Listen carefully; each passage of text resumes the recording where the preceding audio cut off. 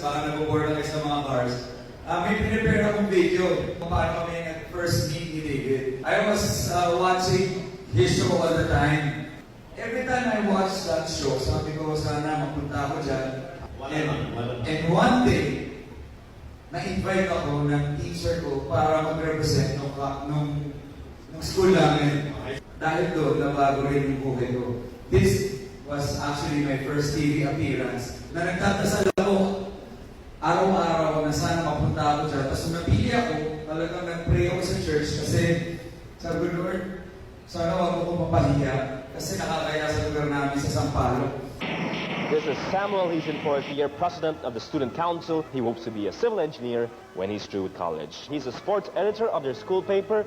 Samuel, sa tingin mo, what is the most exciting or interesting sport to write about? Basketball, because it's my favorite sport. Ribosomes, 15 Degrees, Children of Mary, Puff the Magic Dragon. That is the correct title. A portable light produced by the flame of an inflammable material at the end of a stick or wood and ignited is a torch. That's right. You're the champions now. You'll move on to the grand finals and represent Angelicum. How does it feel? Spiritually fulfilled. Wow, huh? All right, happy and spiritually fulfilled. I'm sure you are, but I'm sure also excited. But I'll need you to relax a bit. Samuel is 16 years old, has a different style of studying. Ano klaseng style to, Samuel? All kinds of studying. Tulad ng, okay, give me one unique way of studying. Exercising. Watching TV. Okay yun ah. At paano pumapasok yung studying doon? When I watch TV, I learn a lot of things. O habang From media. yung exercising, To nagbabasketball be ka. physically prepared. May 100-meter dash tayo pagkatapos ito. So, prepared si Samuel. Kasi sir, pag wala akong lakas, paano ako tatayo? That's right. Of course. Fantastic. Great way of saying that.